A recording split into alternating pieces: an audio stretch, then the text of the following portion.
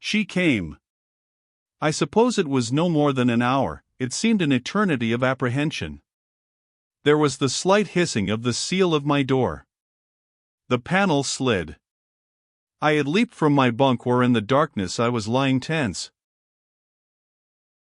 Prince? I did not dare say Anita. Greg. Her voice. My gaze swept the deck as the panel opened.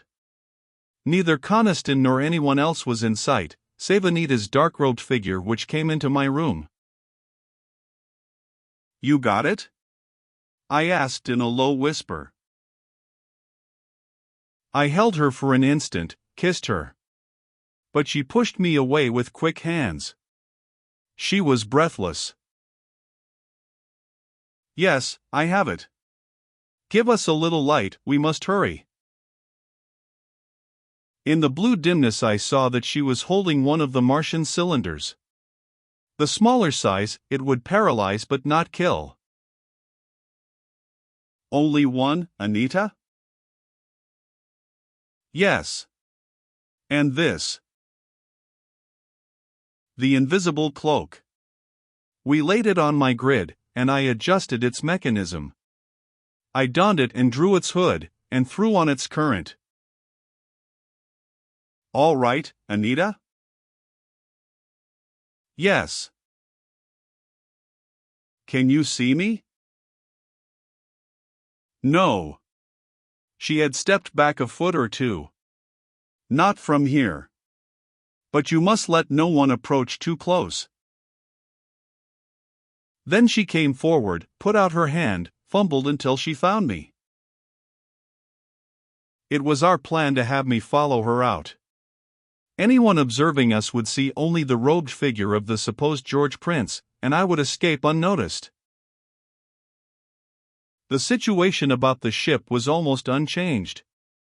Anita had secured the weapon and the cloak and slipped away to my cubby without being observed. You're sure of that? I think so, Greg. I was careful. Moa was now in the lounge, guarding the passengers. Han was asleep in the chart room. Coniston was in the turret. Coniston would be off duty presently, Anita said, with Han taking his place. There were lookouts in the forward and stern watch towers, and a guard upon Snap in the radio room. Is he inside the room, Anita? Snap? Yes. No, the guard. The guard was sitting on the spider bridge at the door. This was unfortunate. That guard could see all the deck clearly. He might be suspicious of George Prince wandering around. It would be difficult to get near enough to assail him. This cylinder, I knew, had an effective range of only some 20 feet. Coniston is the sharpest, Greg. He will be the hardest to get near.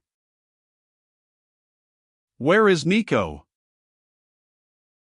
The brigand leader had gone below a few moments ago, down into the hull corridor. Anita had seized the opportunity to come to me. We can attack Han in the chart room first, I whispered. And get the other weapons. Are they still there? Yes. But the forward deck is very bright, Greg.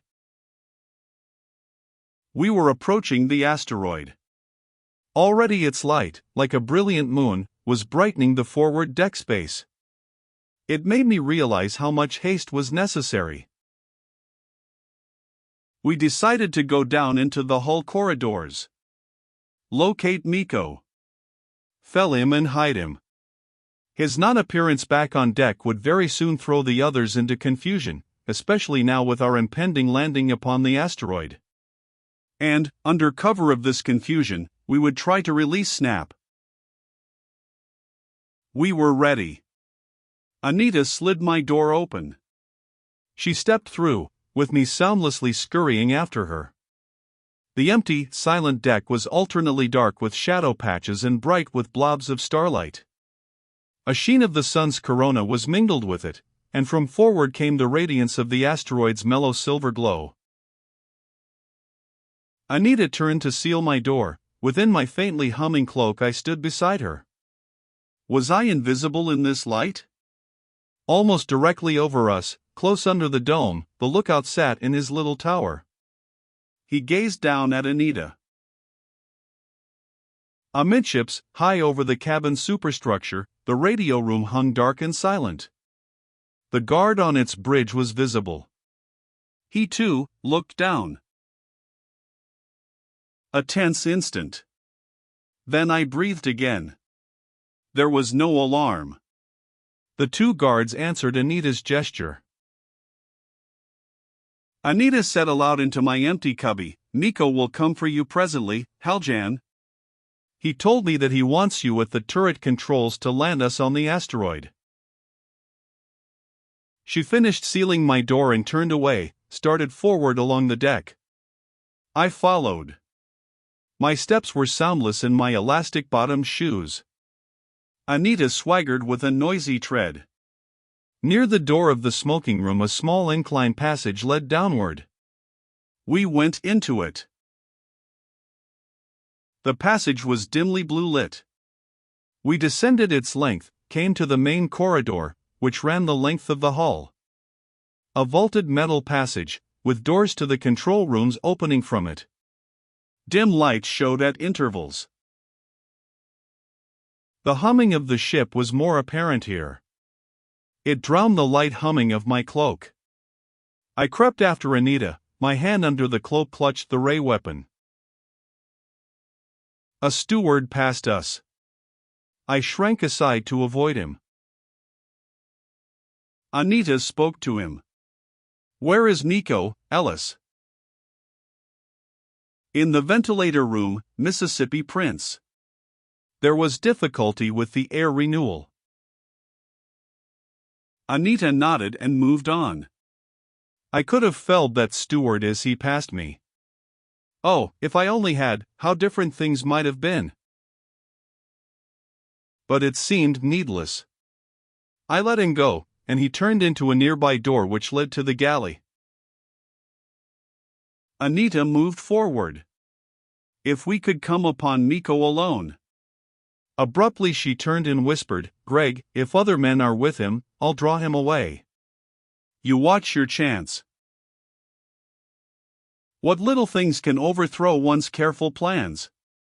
Anita had not realized how close to her I was following. And her turning so unexpectedly caused me to collide with her sharply. "Oh!"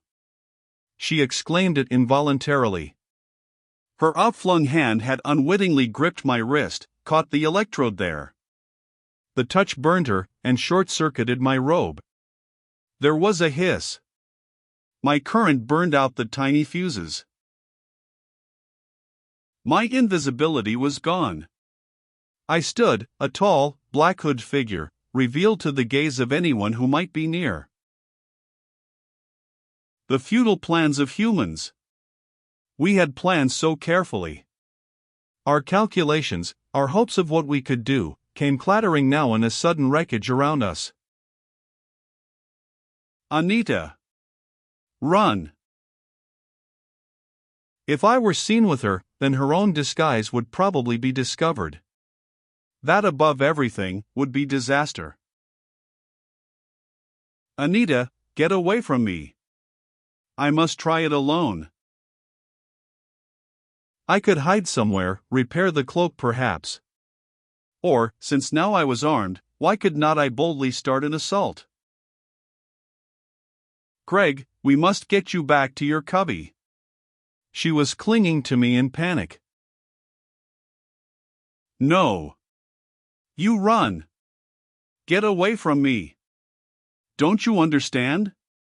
George Prince has no business here with me. They'll kill you. Greg, let's get back to the deck. I pushed at her, both of us in confusion. From behind me there came a shout. That accursed steward! He had returned, to investigate perhaps what George Prince was doing in this corridor. He heard our voices. His shout in the silence of the ship sounded horribly loud. The white-cloaked shape of him was in the nearby doorway. He stood stricken with surprise at seeing me, and then turned to run. I fired my paralyzing cylinder through my cloak. Got him. He fell. I shoved Anita violently. Run! Tell Miko to come, tell him you heard a shout. He won't suspect you.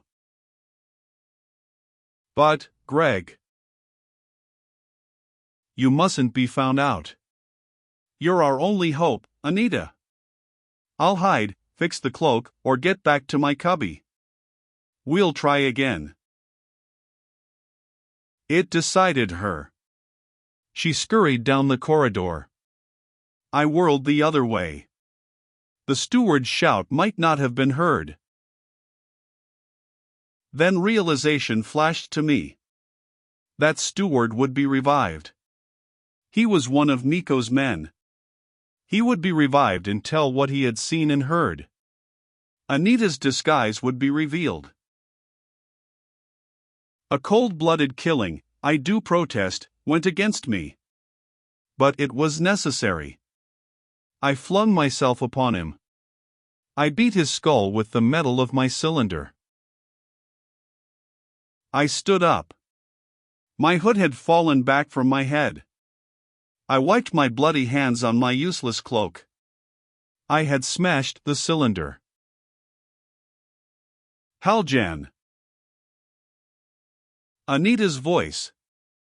A sharp note of horror and warning. I became aware that in the corridor, 40 feet down its dim length, Miko had appeared with Anita behind him. His bullet projector was leveled. It spat at me. But Anita had pulled at his arm. The explosive report was sharply deafening in the confined space of the corridor. With a spurt of flame, the leaden pellet struck over my head against the vaulted ceiling. Miko was struggling with Anita.